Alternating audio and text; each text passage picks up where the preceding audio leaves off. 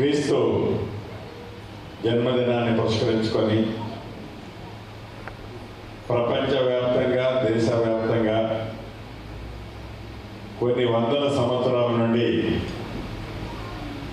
ఈ జన్మదినాన్ని ఒక పండగ వాతావరణంలో యావత్తు క్రైస్తవ బిడ్డలందరూ పెద్ద ఎత్తున ఈ క్రిస్టమస్ పండుగని జరుపుకుంటారు. అన్ని పండుగల్లో ప్రపంచ వ్యాప్తంగా ఇంత పెద్ద ఎత్తున జరిగే పండుగ ఈ క్రిస్టమస్ పండుగ.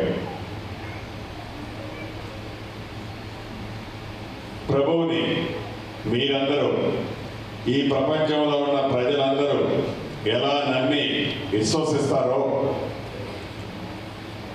ప్రభువు దీవెనలు ఎలా కోరుకొని ఆ ప్రభువు దీవెనలతో మనందరం చల్లగా ఉంటామని నమ్ముతారో నేను కూడా ప్రగాఢంగా నమ్ముతాను. ఆ నమ్మక ఫలితమే మొన్న తెలంగాణ రాష్ట్రంలో ప్రజలిచ్చిన దీవెనలు, ఆశీస్సులు స్థానికంగా తుమ్మల నాగేశ్వరరావు గారిని కానివ్వండి, నన్ను కానివ్వండి, ఈ ఉమ్మడి జిల్లా కానివ్వండి, తెలంగాణ రాష్ట్ర ప్రజలు తెలంగాణ రాష్ట్రంలో మా అందరినీ దీవెనిచ్చారు. ఆ ప్రభువు కృపతోనే ఈనాడు మేమందరం కూడా ఈ పొజిషన్లో ఉన్నాం.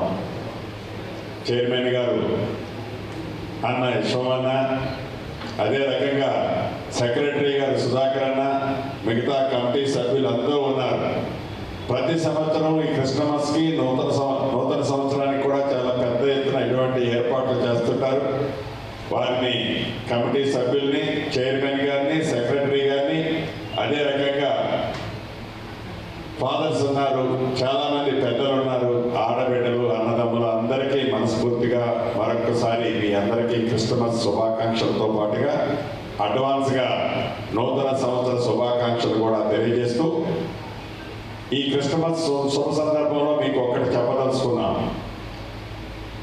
ఏ దీవెనలతో, ఏ ఆశీస్సులతో ఈనాడు ఈ రాష్ట్రంలో కొత్త ప్రభుత్వం వచ్చిందో, ఆ ప్రభువు దయతో, ఆ ప్రభువు ఆశీస్సులతో తప్పకుండా మంచి పరిపాలన ప్రజలకు ఇచ్చే శక్తిని మా మంత్రులందరికీ కూడా ఆ ప్రభువు కల్పించాలని, మీరందరూ కూడా మంచి పరిపాలన ఇచ్చే విధంగా ప్రేయర్ చేయాలని, చేస్తారని ఈ వేదిక ద్వారా మీ అందరినీ అభ్యర్థిస్తూ, ఈ చర్చి నిర్వహణ కోసం నా సొంత వ్యక్తిగతంగా 1,00,000 రూపాయల చందాన్ని మీకు ఇవ్వడం జరుగుతుంది.